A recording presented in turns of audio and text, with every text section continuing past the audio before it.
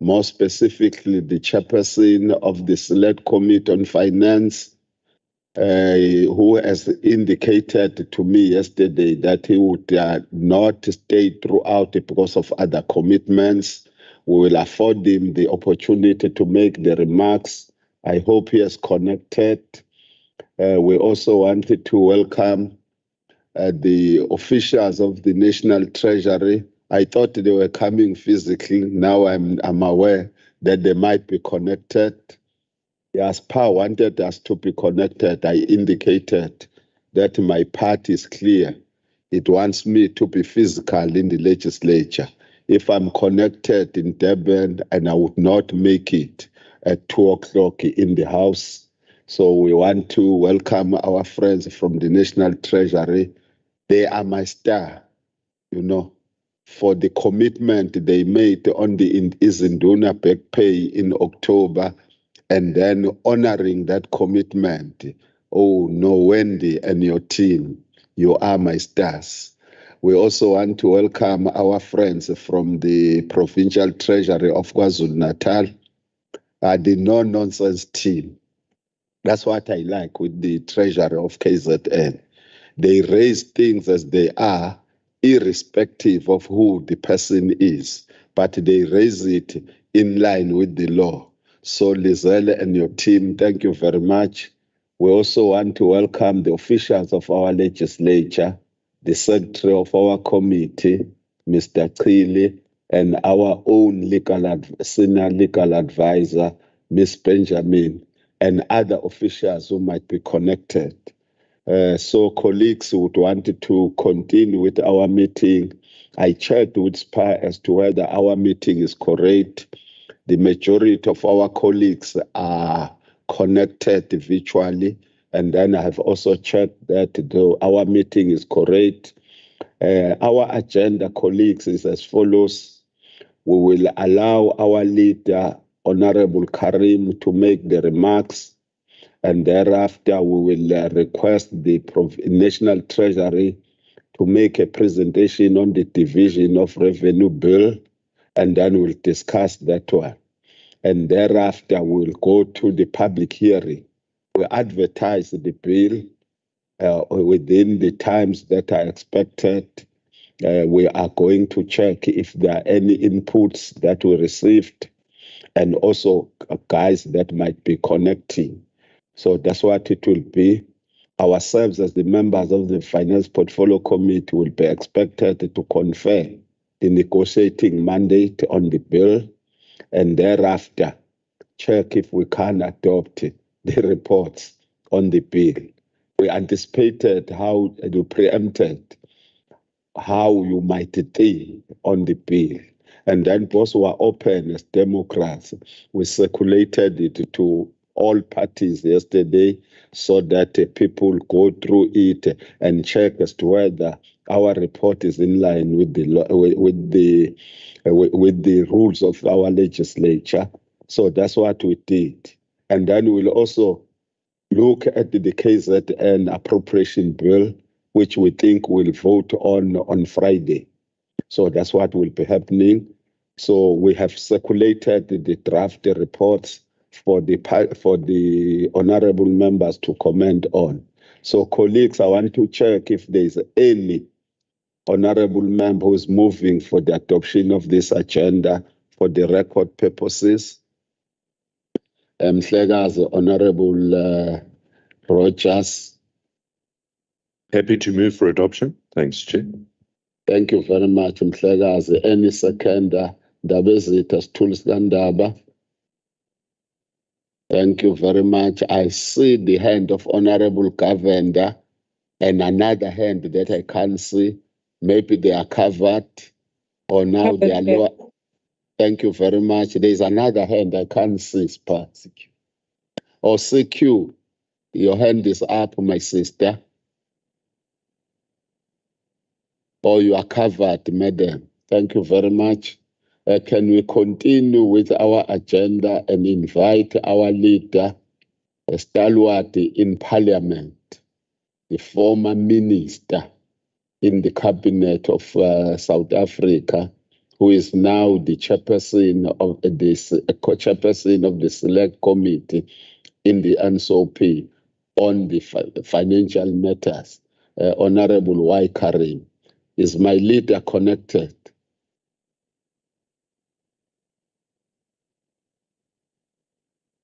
Are you connected, Honorable Karim?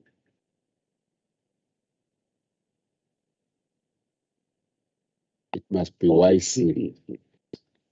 Honorable Karim, we are giving you the opportunity for the remarks, my leader, so that we release you as per your request that you made yesterday.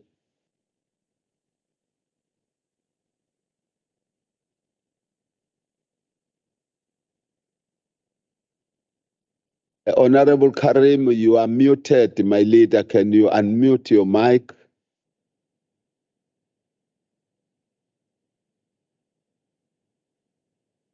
Oh, no. We will allow him to make remarks whenever he comes. No, that's the why I don't like these virtual things. They frustrate me a lot. That's why I don't want to work from home until I put the telecom network, and I have no problem whatsoever. No, telecom, you must know, is a former government entity. Those who believe that government doesn't perform, telecom has got the best network. If I can tell you the secret, I'm no longer having a problem, Mhlekazi, when I'm at home, as I used to get cut off here time and again. Honorable Karim, I can see you, my leader. Can you use this opportunity to make your remarks? Thank you, Chairperson. As I explained to you, unfortunately, I'm at the airport right now at Tambo on my way to China. You will be pleased to know, Chairperson, the taxpayer is not footing this bill. It's an SACP visit, so it doesn't affect the finances of the country. Unfortunately, I'll leave very shortly. I can only be here for about 20 minutes.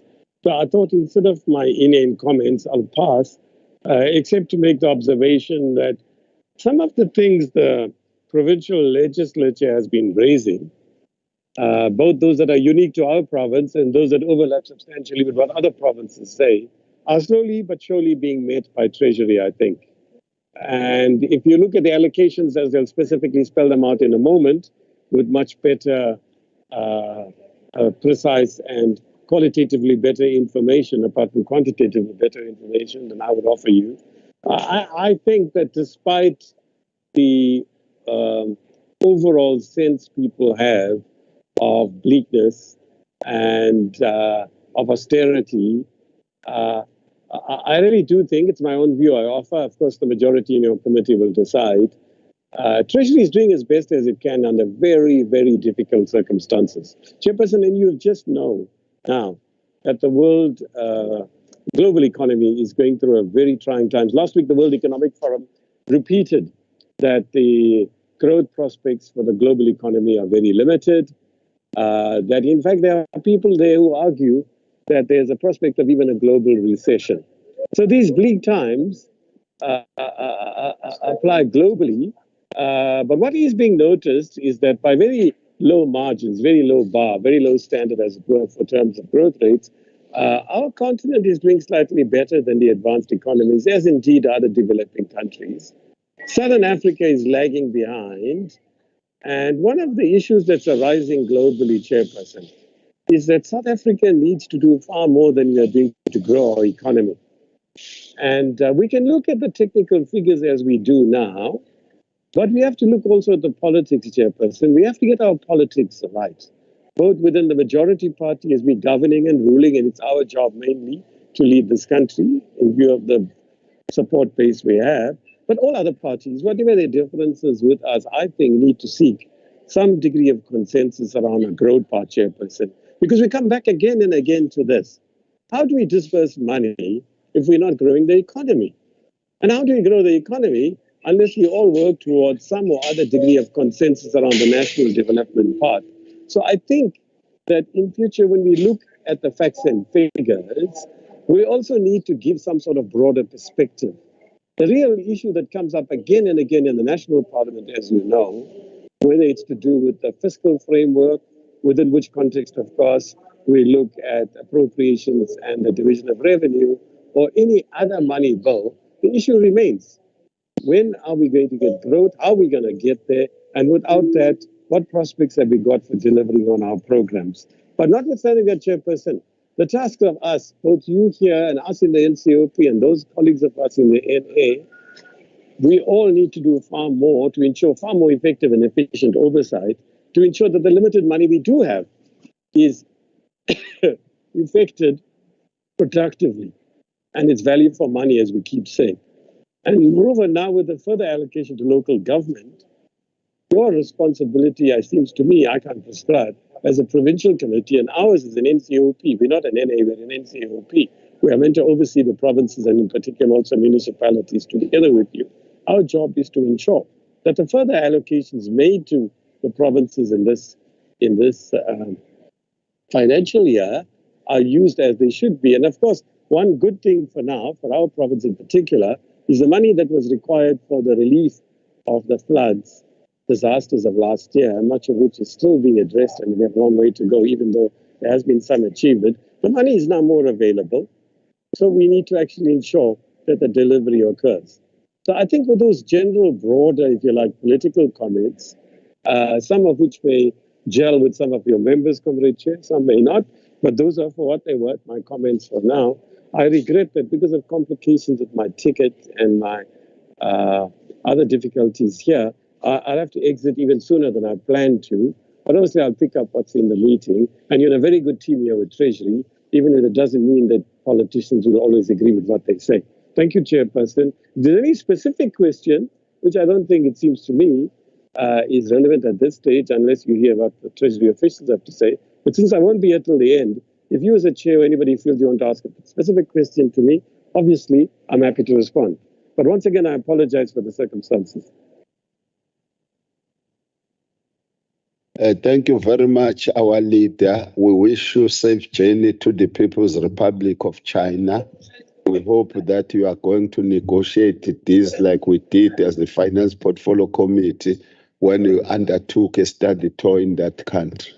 We negotiated with one of the provinces to make sure that they come to KZN and all the stuff, and they came based on the invitation that was made by the Finance Portfolio Committee. That is Guangzhou province that we visited in that part of the world. Thank you very much, Mr. Karim. Safe journey, my leader. Now we are inviting our leaders from the National Treasury to make a presentation on the 2023 Division of Revenue Bill. So we're handing over to you. Our leader, introduce your team. You are a star to us as the people of KwaZulu-Natal on that unfunded mandate that we have been fighting you over for a long, long time. Thank you very much. We're handing over to the National Treasury leadership. Thank you so much. Most of you know me. I'm Wendy Fano from National Treasury in the Intergovernmental Relations Unit. And I'm accompanied by Emmanuel Pillay, that you also know very well, that will be taking you through the provincial allocations. And then we're also joined by Akayang Modise, and I see Bhavesh Ravi is also joined, as well as Matapelo Papanjela has also joined. And so we're quite a big team from National Treasury. So if I can just ask someone from National Treasury, Emmanuel most probably, can we please flood the presentation that we can take you through? So we're a big team here today, and welcome everyone. Thanks, Emmanuel. If we can just go to the first slide, and this next slide, the presentation focus on the division of revenue for 2023, changes to the bill clauses and also the schedules. And then we'll also take you through the provincial government allocations. Emmanuel will take you through, and then the local government allocations, Akanang will take you through. Emmanuel, if you can just go to slide 2.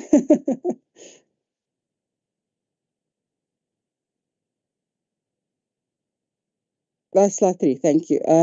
Okay, what this slide indicates are the allocations that's going to national government, provincial government, and local government, and it indicates the increases made to the allocations over the MTF.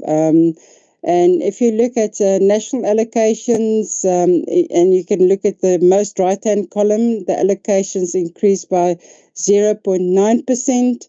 If you look at the provincial allocations, it increases by 2.8%, and over the MTF growth on an annual basis, and then the local government allocations increased by 7.4%. So you can clearly see the growth rates in the provincial allocations and the local government allocations are much higher than to the national sphere.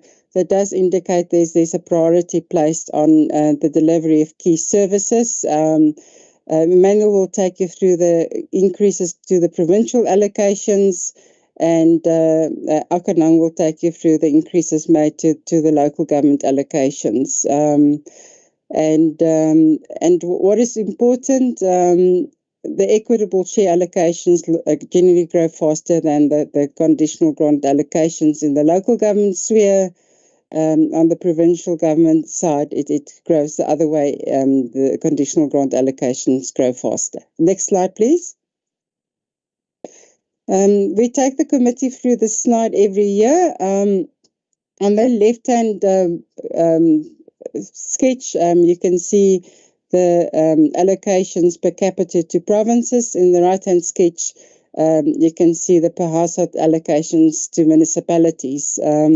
And we present this every year, but what is important is that we know that Gauteng, for example, is an urban province. KwaZulu-Natal is a mixture of urban and rural, and Limpopo is most probably the most rural province. So if you, for example, compare the Gauteng allocations, where the majority of tax revenues are collected, you could see the bar is much lower than, for example, the bar to Limpopo, where there's much less tax collected, but there's high levels of poverty. So you could see that the formula really takes into account, the poverty indices of provinces. The same applies to metros.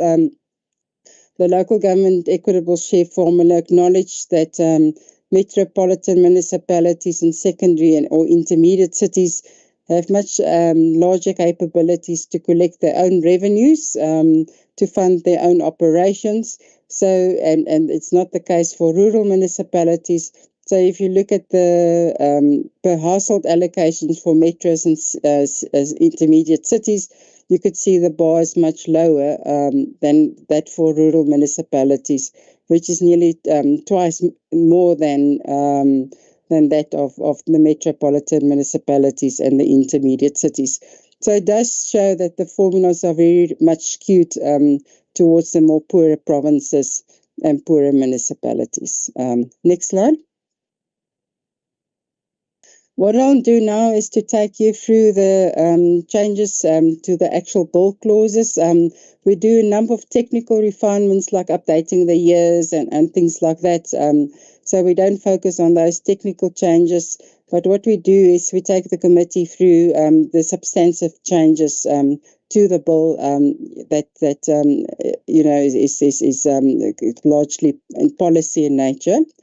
And the first one, and it's linked to two sections in the bill. We all know that the local government equitable share, unlike the other allocations, have got prescribed dates on which the equitable share must be paid.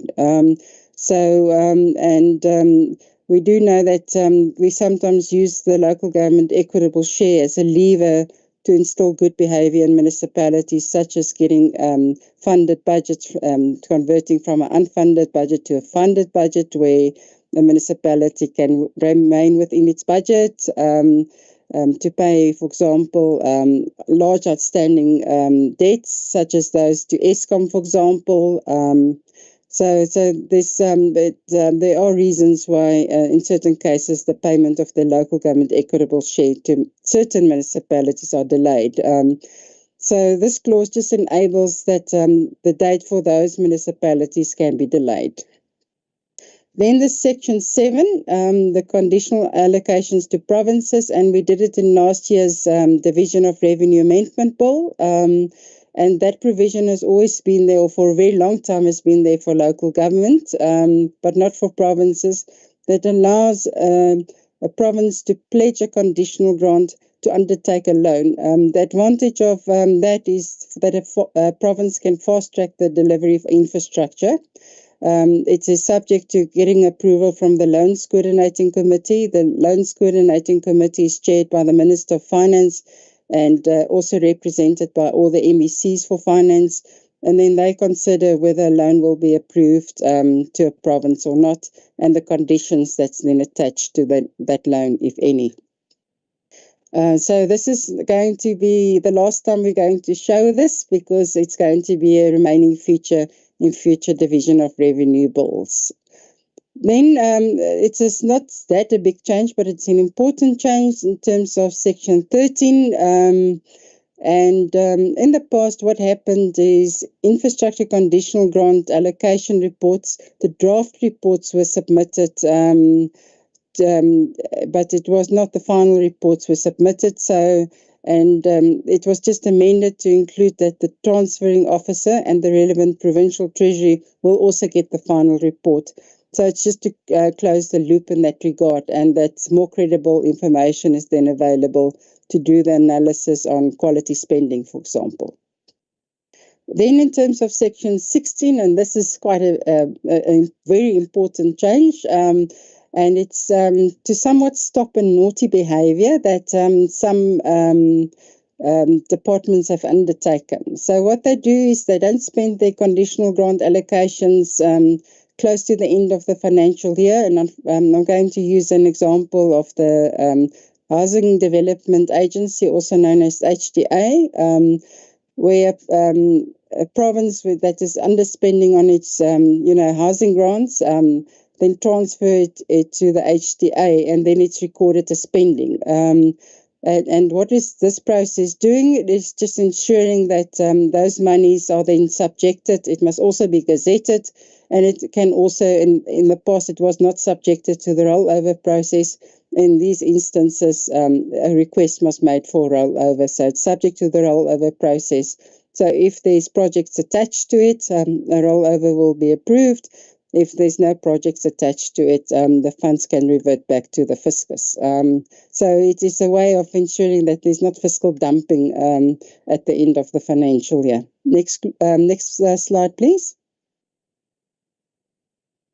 Okay, and I've already taken you through the local government equitable share. That is Section 22. But before I get there, go back to the next slide. The payment schedule that just links up to that previous paragraph to allow for the amounts to be changed as well. If I can then go to Section 18. Again, this is an important change, and I'm sure the KZN legislature will really like this change, because we do know what happens quite frequently is that a national department request for funds to be, just go back to the previous slide, funds to be, stopped to one province and transferred to another province due to underspending. Previous slide, Emmanuel, please. And what happens is, for example, KZN in the past have shown very good spending capability. So what happens very, very close to the end of the financial year in March, that the KZN province is then informed that they've got an additional allocation, and then everyone must jump to get adjusted legislation appropriation bill through the system before the end of the financial year. I remember one year, a lot of public holidays, and the KZN legislature just made that date, I think with a day or two, or on the day of the 31st of March. So that can be very problematic. So what we've now added are deadlines for national departments to make those requests, so that we give more ample time in future for the provinces to process that application. Similarly, there's also a deadline for local government, stopping and reallocation processes.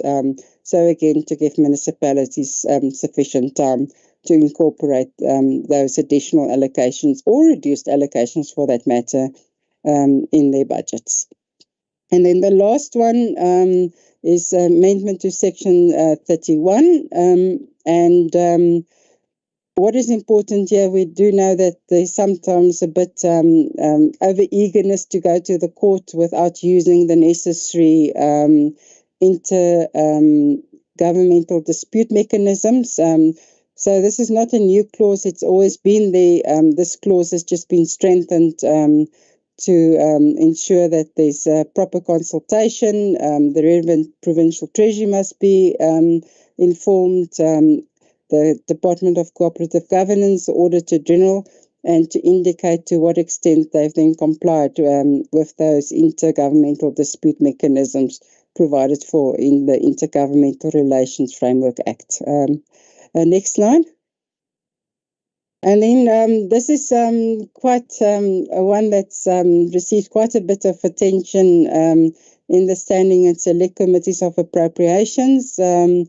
In the past, we know we had 4 immediate disaster response grants, 2 on the budgets of the Department of Cooperative Governance and 2 on the Department of Human Settlements. So the grants on the Department of Cooperative Governance are still intact and they're still the same. But based on a request that from the Minister of Human Settlements, an amendment must wait to the immediate emergency housing response grants, both to provinces and to local government. To put that money directly on the budget of the National Department of Human Settlements.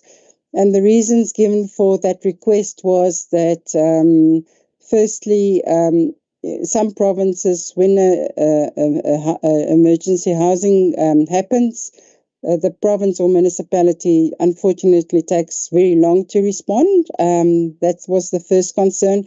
The second concern was that sometimes there's a bit of overpricing in terms of the temporary residential units, and that the National Department of Human Settlements can procure it at cheaper rates.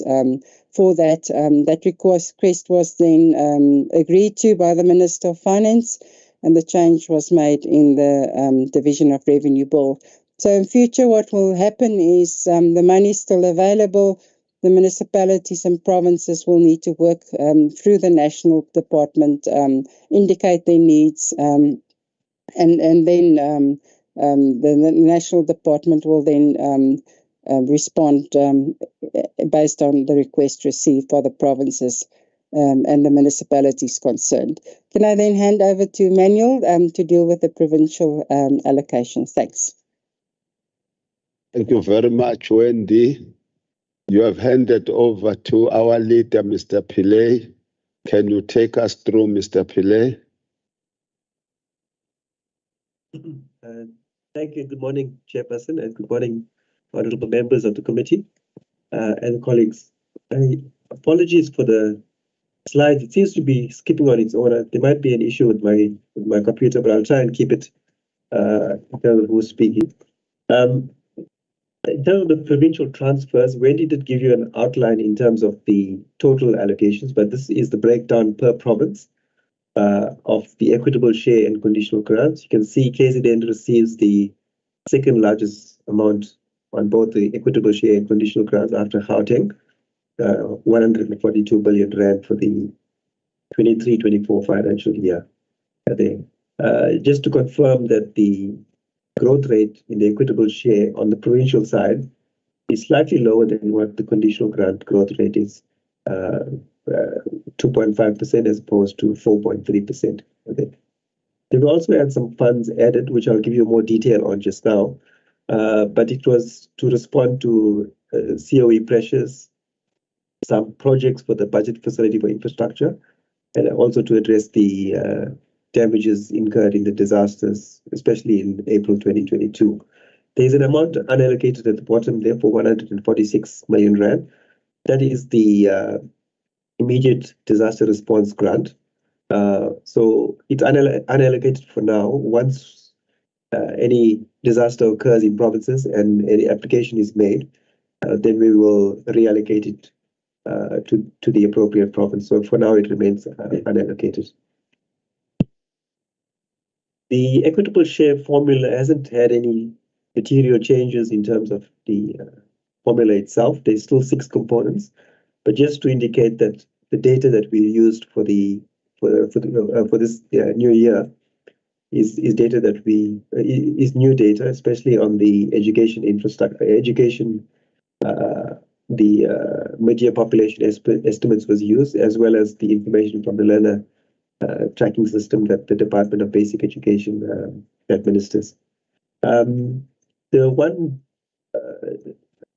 substantial item here is the risk-adjusted element in the health component of the formula.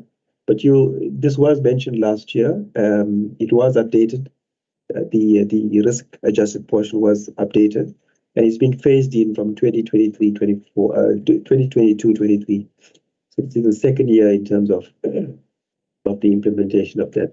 The other elements as well, we did use new data, especially basic and poverty, especially the mid-year population estimates data.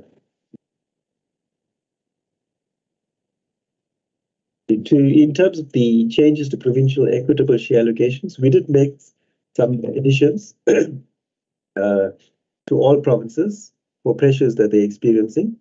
So there were additions that we made for COE pressures in education. That was 20 billion rand over the MTF. For the health sector, it was COE and other related services as well, such as lab services, medicines, and medical supplies. So there was a 23.5 billion added there.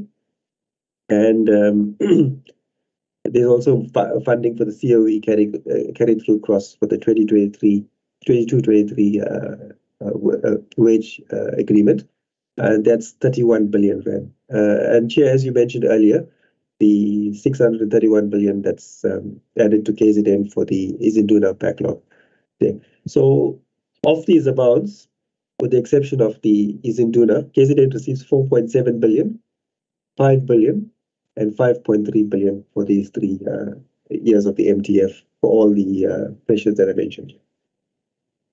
There was some funding available from the budget facility for infrastructure for the Kucha special economic zone, and that will flow over 3 years through the equitable share. There's 1.8 billion rand available. Some additions were also made to conditional grants to provinces, which Provincial Department of Education and Transport administers. So we added funds to the Early Childhood Development Grant, the School Nutrition Program, and the Education Infrastructure Grant as well. There. And then there was some funding as well available to address the disasters that happened in 2022 in April.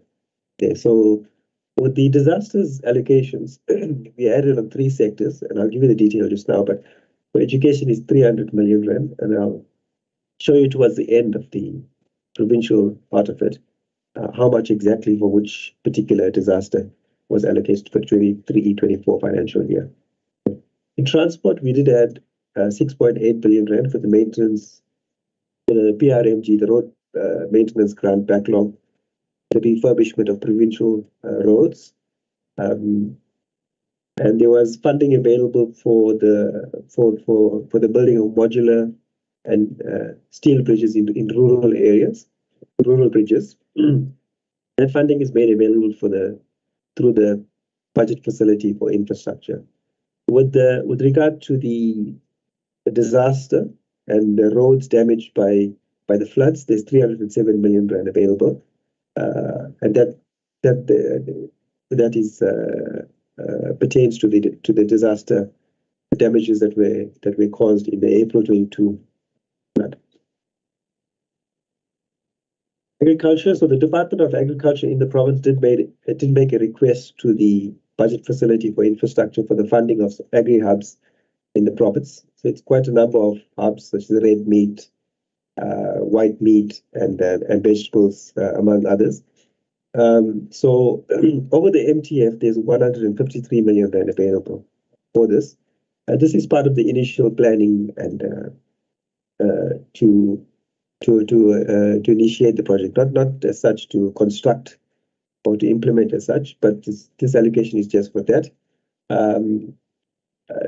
The projects are normally that's normally funded from the budget facility for infrastructure is normally mega projects, so in excess of 1 billion rand. So ultimately, depending on the progress that they make and the reports that they submit to the BFI, will depend on that if further funding is available and when it will be made to the province. So we did in terms of health, we rescheduled an allocation for the Limpopo Central Hospital. So we're just moving it out of the current year and adding it into the ensuing years of the MTF. Wendy mentioned the one about the housing emergency grant that's moved the vote of the Department of Human Settlements. So at the time of tabling of the budget, this measles outbreak that I'm sure you must have read about in the media and also as communicated by the Department of Health, was not sort of in the headline at that time, or was not taken into account when we tabled the 2023 budget with which the Division of Revenue is tabled. And as such, the frameworks that the Department of Health administers did not take that into account. But now it's imperative that it's taken into account. There is discussions with the Department of Health in terms of how we're going to factor this into the frameworks for the current year. But since it's already tabled with Parliament, we'll need to request Parliament that we sort of tweak the frameworks to allow for provinces to respond to the measles outbreak. But it's still ongoing, and we will keep you informed of the developments on that one. So this is just a confirmation of the allocations made to the province. You can see there's 115 billion rand for equitable share and just over 26 billion rand available for the conditional grants. And there's a list of conditional grants. I'm not going to go through each one of them, but you can see there's quite sizable allocations made. For example, in education gets 5.3 billion rand in the first year of the MTF, and health gets just over 11 billion, human settlements just under 4 billion, and transport gets 4.7 billion. And just to the last part of the slide at the bottom will give you an idea of what, in terms of the disaster, which disaster the funding is available for. If, for example, you'll see in education, there's two amounts there. One pertains to the 2019 disaster, and the other one pertains to the 2022 disaster. So those three sectors, education, human settlements, and transport, there's just over 1.5 billion rand that's being allocated in the current financial year to address the damages brought about by the disasters in 2019 and 2022. Yeah, that's all from me, Chair. I'll hand over to my colleague from local government. Thank you. Thank you very much. Can we invite the presenter on local government allocations? Thank you, Emmanuel. Thank you, Chairperson. Good morning, honorable members and colleagues. My name is Aganya Modise. I'll be taking you through the local government allocations. Next slide, please. So this slide talks to the local government transfers across the 2023 medium-term expenditure framework. As the honourable members may know, the local government accounts for 10% of the revenue that's raised nationally, as most municipalities have revenue-raising powers. And then overall, in terms of the 5B or direct allocations to municipalities, they show an average annual growth of 5.9% over the MTEF, with a total allocation of 163.9 billion, as shown on the table on the right, in the 2023 financial year. And then in terms of the local government equitable share, the annual growth is averaging at 8.1% over the MTEF, with an allocation of 88.9 billion. I think I'm right. Yes. Or rather, the equitable share and related is 96.5 billion in the 2023 financial year. And when we look at the general fuel levy, it has an allocation of 15.4 billion in the 2023 financial year and 16 billion respectively in the 2 outer years. And lastly, the conditional grants, which would include the infrastructure and capacity grants, have also been increased with an amount of 51.9 billion and continues to increase over the MTEF period. Next slide, please.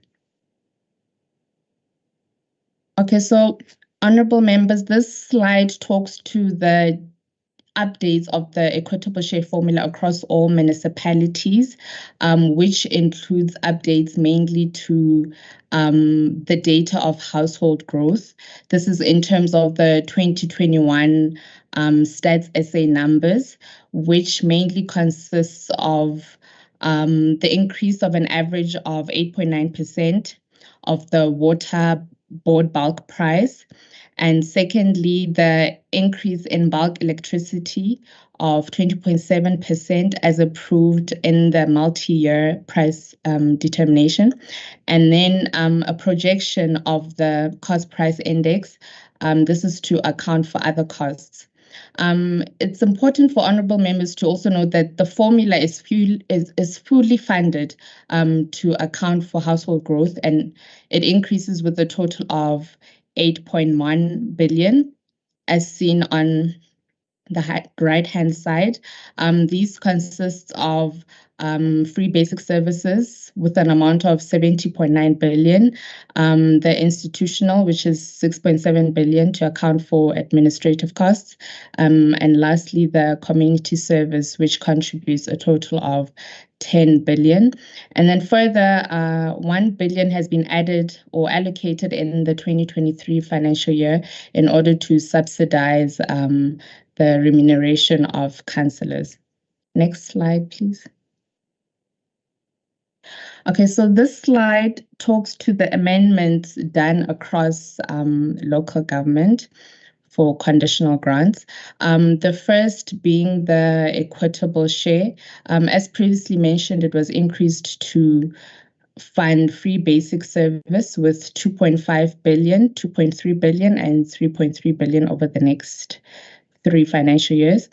The PTNG or Public Transport Network Grant is allocated 8 billion in 2024-25 and a further 13 billion in the following year to fund for the single integrated ticketing system. And then thirdly, similarly to the provincial disaster grant, the MEHG or Municipal Emergency Housing Grant has been discontinued. However, the grant is still kept under the vote of DHS for disaster management. And then further, in dealing with the current electricity crisis, new reforms have been formed under the INEP grant. This is both the 5B and ESCOM, starting in the 2023-24 financial year in order to fund for alternative energy sources. Next slide, sorry. Okay, these are more changes to municipal allocations. The first two bullets would relate to the last slide in terms of the reforms for the energy crisis. And then there's a rescheduling of the budget facility for infrastructure across various grants, in that an amount of 461 million is allocated towards the PTNG, towards the My City project in the city of Cape Town. And secondly, under the RB grant, or the Regional Bulk Infrastructure Grant, this has been reduced with 136 million in 2023, and additional 1.4 million is allocated in the following year for George in order to assist with the municipality's water security and remedial works project. Next slide. Okay, so we're still with the BFI in terms of the new allocations. These are made across metros and immediate cities. And in KZN in particular, the eThekwini Metro is allocated 88 million in 2023. And a further 118 million in 2024-25. This is in order to implement the phase 1 of a Voca node project, and the rest of the BFI funds are allocated across in other municipalities like City of Johannesburg, Blackie, Drakenstein, and Nelson Mandela Bay. This is in order to assist with the various infrastructure-related issues. Next slide.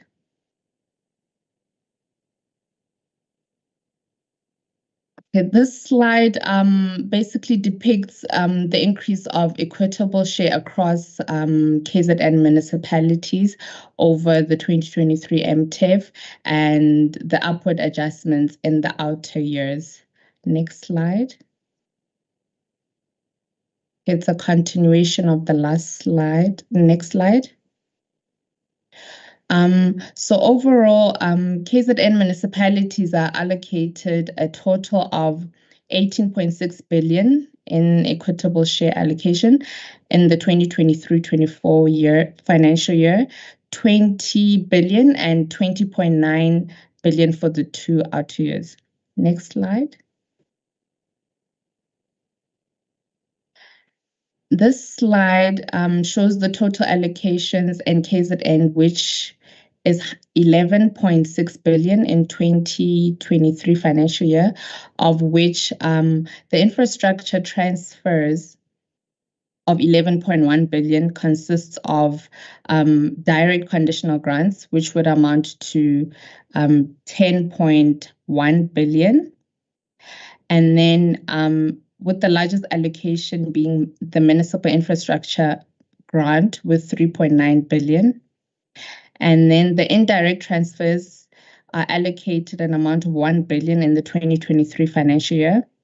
And then lastly, in terms of the capacity building conditional grants, it is allocated a total of 445.3 million.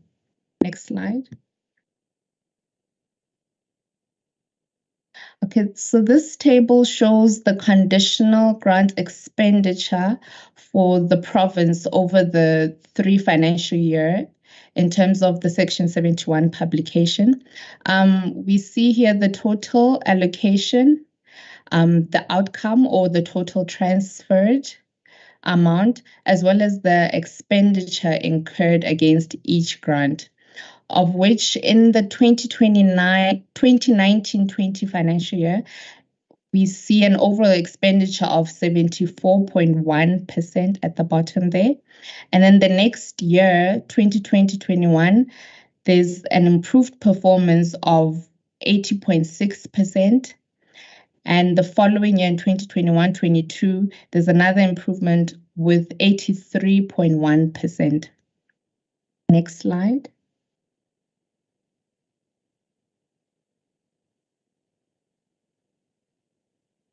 Okay, that's all from my side. So the honorable members can see the link provided on, this is on Treasury's website in order to find the revenue bill and the detailed changes thereof. Thank you very much.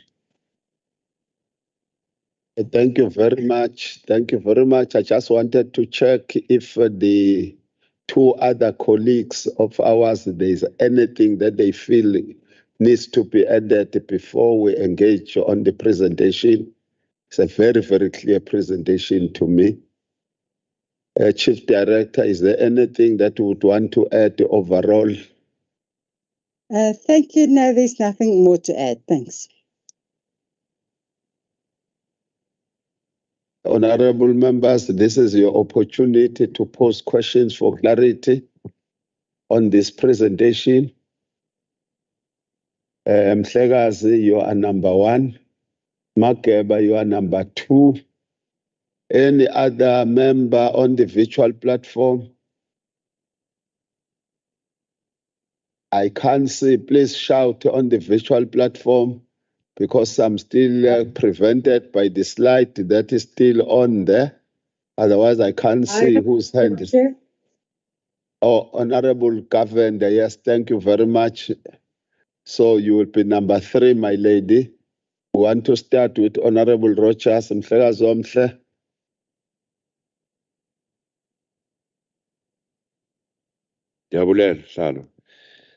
Chair, I've got 2 simple questions, and the one is around the 631 million rand for the compensation of Izinduna.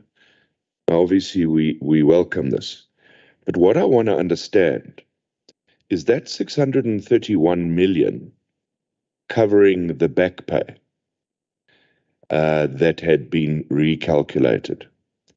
Because my understanding is the province has been funding the unfunded mandate of monthly remuneration of Izinduna since 2017.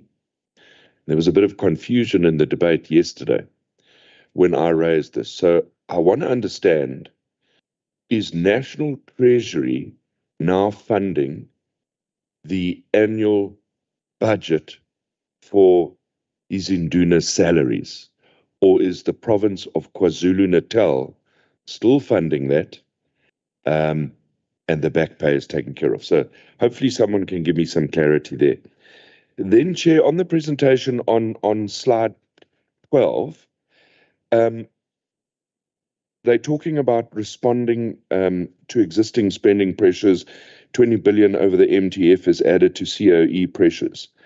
Now, I'm assuming that's a globular amount, a national amount, and that's not a provincial amount. If I'm correct in my assumption there, then what is the allocation to the province of KwaZulu-Natal on those particular line items? Because you get to a point where it talks about province specific on the same slide, page 12, that 631 goes to KZN. So I'd like to understand if those recalculations and reallocations are KZN based. Thanks, Chair. No, Chairperson, greetings to members of the National Treasury, President, and also the Provincial Treasury. No, Chairperson, I've got just 2 warring questions, especially in terms of the grants. When I look at our province, it's been affected mainly by the disasters. And when you check to the grant for transport in terms of road maintenance, in comparison with other provinces, I don't think it's enough.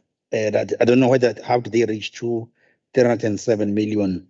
I thought maybe to be more than 500 million for the province, since it's been affected by the disasters, but they're subject to correction.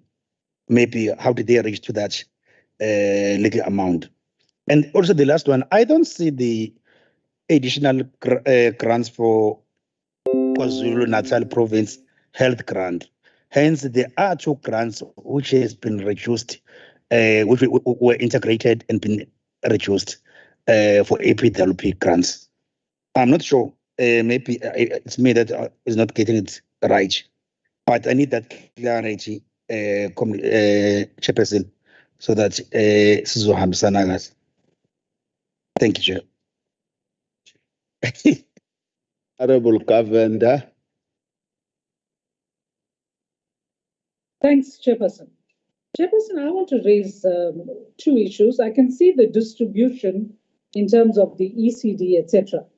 But what I wanted to find out is one of the big pressures for health is compensation of employees to the extent that they're unable to take in, newly qualified medical practitioners, etc. They've reduced the numbers and staggered it, etc., and received very unfavorable press in that regard.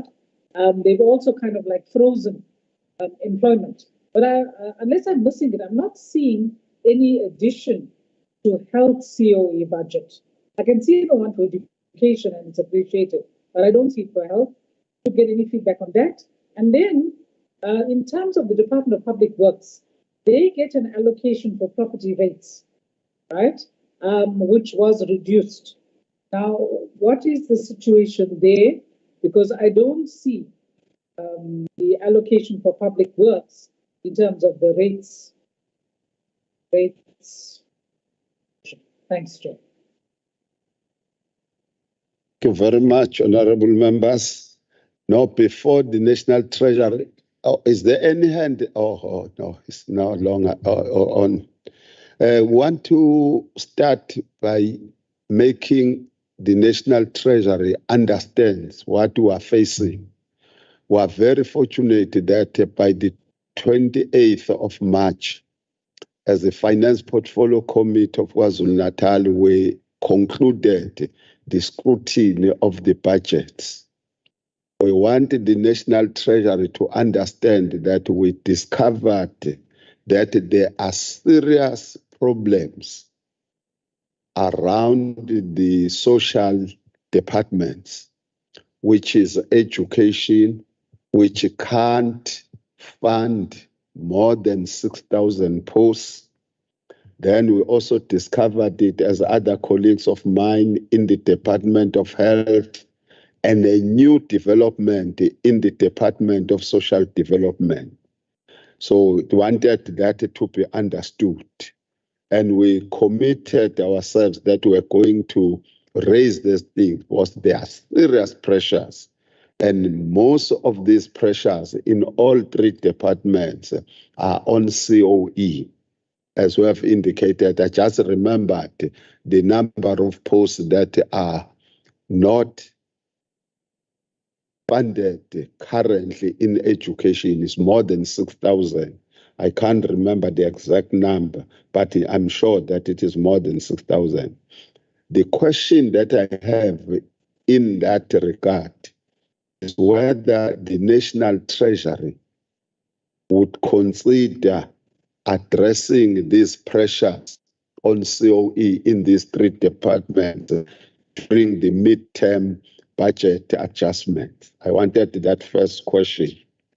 The second question is what is on the 631, which we really appreciated very much. We want to repeat this for record, Wendy. When we posed that question in October, when you were preparing for the budget review at a national level, you indicated that, and you were very confident that you are going to make sure that this big pay for Izinduna is going to be included in the 23. You know, we have been fighting battle at all levels since 2013. As the Honorable Rogers is indicating, is an unfunded mandate, provincial, not presidential proclamation of 2013. That's why we are owing Izinduna, because we started paying them in 2016. And then we are owing them from 2013 to 2016. Then the calculation came to that. But the question is, the proclamation was made by you at the national level. And we have been paying izinduna from 2016 to date. And I hope you are going to answer the question of Honorable Rogers, because it's worrying me. But I don't want to water down to say we really feel very proud to engage with you, Wendy and the team, because whatever commitment that you have made, you will make sure that you honor them. That's the question that I want. I want to move to slide number 14. No, this thing worries me very much. That human settlements, a conditional grant, which is going to be part of the national. I want to find out as to whether it is going to be in the form of indirect grant. You know why I'm asking that question?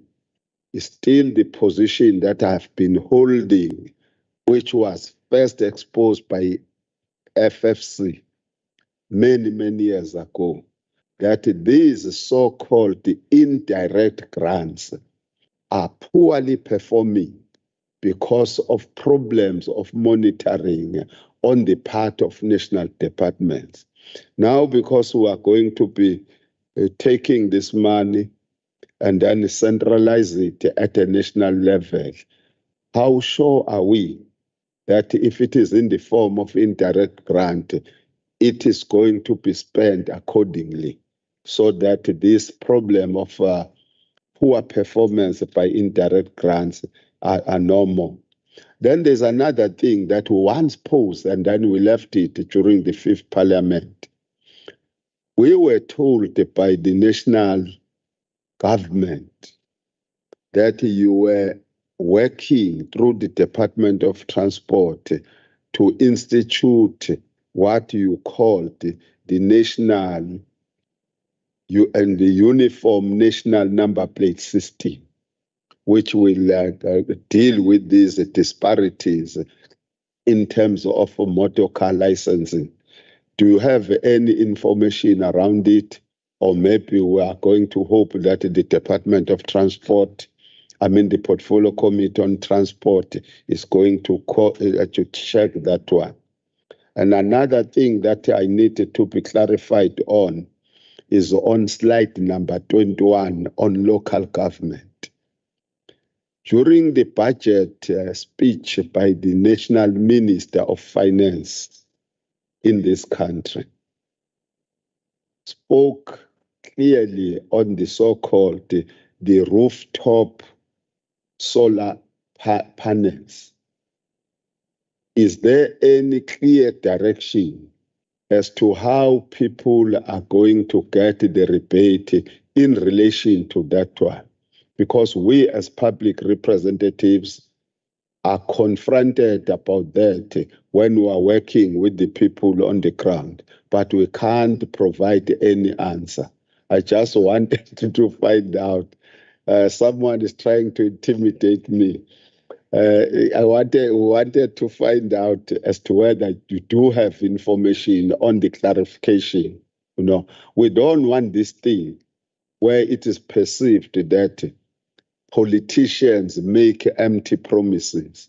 When they confront an old man like me, and I am found to be having no information, it becomes very problematic, and people say, deploy old men to the legislatures, and old men don't provide the practical answers. If you could clarify me on that one, I would be very happy.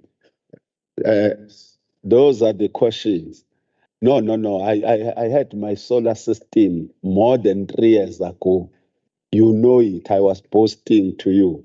I'm not standing to benefit out of this, but the people who voted for me stand to benefit. Wendy and your team, if you could assist us on this.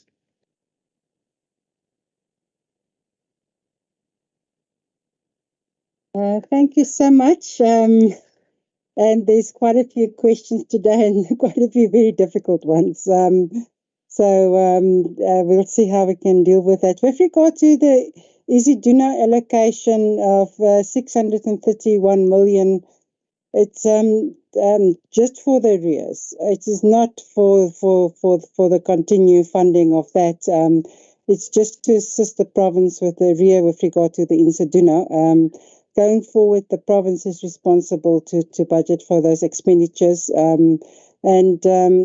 If there's any further requests in this regard, it must come through the formal budget process. And it is not just the issue that impacts on KZN. Keep in mind, this arrear amount is just paid to KZN and not to the other provinces. The other provinces have already made sufficient provision for those costs in their budgetary processes. It's most probably this is going to open up further requests. So if we want to consider any amendment to that, like I indicated, needs to come through the formal budget process. The provinces need to raise it with the National Department of Traditional Affairs that is responsible for that, and the National Department of Traditional Affairs need to put in a submissions through the national budget process. Otherwise, it cannot be considered. So it is partially assisting the province, but not fully. So we're quite open and frank about that. Then with regard to the allocations that's given for COE, that's part of the provincial equitable share, it is actually quite difficult to indicate what the exact amount is. The reason why I say that is those amounts run through the provincial equitable share formula. So what you can see is how the provincial equitable share, what it was last year, and how it's increased to this year. But if you want an exact amount of how much that 20 billion for COE goes to KZN, we will not be able to give an exact amount. So you need to look at all those additions and then look at to compare to what the equitable share was last year, and then see at the percentage increase to get an idea of how much of that money goes to the KZN province. Can I then ask Emmanuel to deal with the other provincial questions posed on the grants, the consolidations, the health and the property rates one? And then with regard to the budget process, that there's pressure on the budgets in KZN. Similarly, it can be said there's a lot of pressure in other provincial departments as well, and municipal departments as well as the national department. So unfortunately, what is required frequently in these cases is that we focus on living within our means. I know it's not a nice thing to say, and trying to balance the budgets in terms of the priorities and focusing really on key delivery areas. With regard to the adjustments budget, and we did not mention it in this presentation because it's not factored into the division of revenue bill, but it is an important issue to note, is that we all know that government employees just recently got an increase. And that also must still be factored into the budget process. I cannot make any promises or commitments at that stage, but we'll definitely give more information on how we deal with that COE issue during the Division of Revenue Amendment Bill process. So that is a key issue. The answers and the reason why I'm not answering is because the answers are not yet known.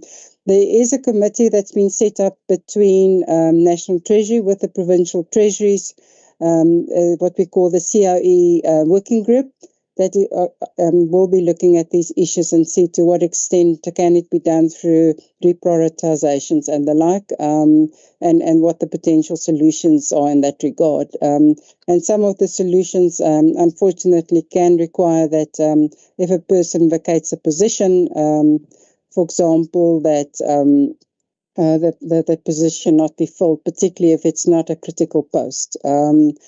Other solutions, for example, is looking at entities. There's provincial entities as well, and the like. But we are currently working on those. Answers are not yet cast in stone. We are still working on the options and the potential solutions. So we can give more information as that become available. With regard to the Insaduna, the unfunded mandate, I already responded to that one.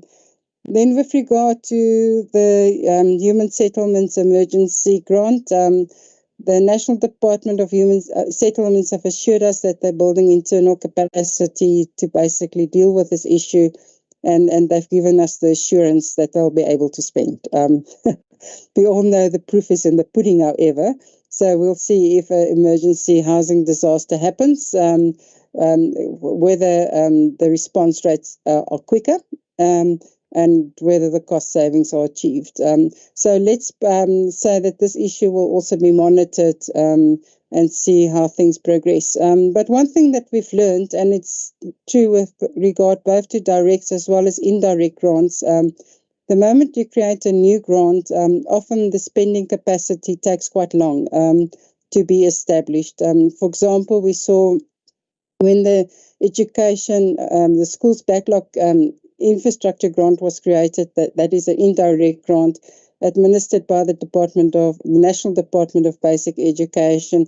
In the first few years, we did not really see very good performance, but as time went on, actually the performance increased quite a bit. And what we do see in some of the indirect grants, because we can also point out the negatives, but we should also point out the positives.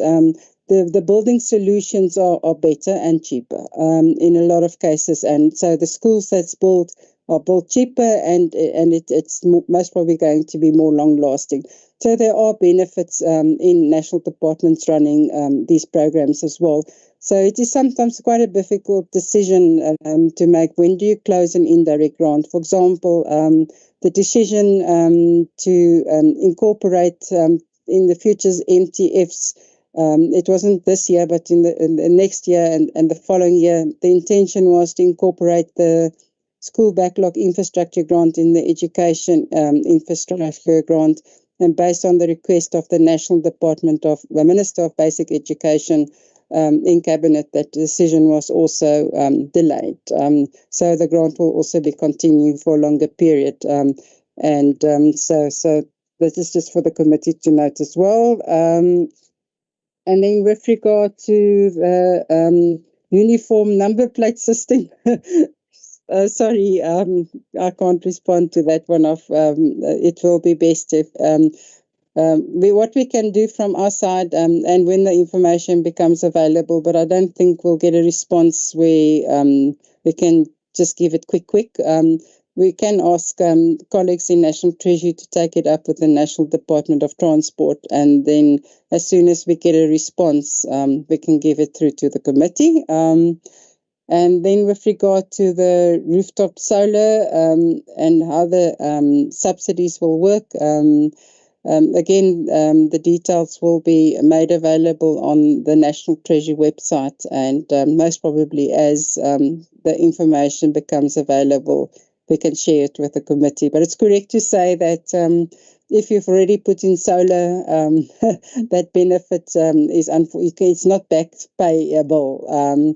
It is from the date when it will be implemented in effect.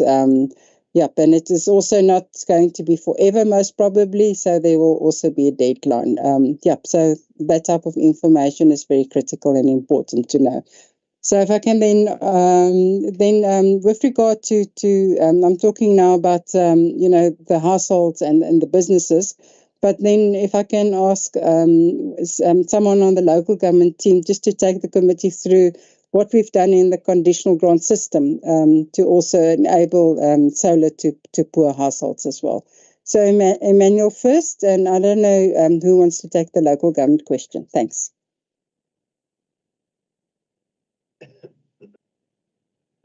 Thank you, Wendy, and thank you, Chairperson. So the questions on the roads disaster funding as well as the EPWP, I'll start with that. So in terms of disasters, there's a whole process that needs to be followed to request for funding for disasters. So there's two grants. One is the immediate disaster relief grant, which I mentioned earlier, and then there's a post-disaster recovery grant. Now the post-disaster recovery grant is usually the one that is requested for infrastructure and long-term repairs. So after the disaster is declared, then the provincial department whichever department it is, will make a request via its provincial disaster management center. So what they will do, they'll assess the number of roads damaged, for example. They'll assess what the cost of those damages are and what it will cost to repair. And they will submit this whole assessment to the PDMC, who will then submit it to the National Disaster Management Center. So the National Disaster Management Center on their side will also do their own verifications to say whether the cost estimated to repair are in line with what their assessment is. So most probably what happened was the honourable member asked why was the allocations less? He expected it to be a bit more. So it could be that the verifications done by the NDMC was only to the value of 300 million rand. And that's what the funding was available. And that request was made to the National Treasury, and that's what we funded. So it depends on what the all assessment was and what the verification process, the outcome of the verification process was. The EPWP grants. Now this grant, we did receive a request which we replied to the Provincial Treasury, where I think it was a social sector EPWP grant had an issue with the allocation being reduced. Now remember, this grant is based on incentives. So the more you perform or the more you add in terms of your contribution, then the more you'll be compensated for it. So when we had a look at the performance indicators, over the historic performance indicators, it actually declined. I can make the details available to you, perhaps after the meeting, where you can see the sort of objectives or the outputs had declined, and subsequently the allocation for the ensuing years had to decline because it's based on historic outputs and additions that the province makes. Honorable Governor, in terms of the public works funds available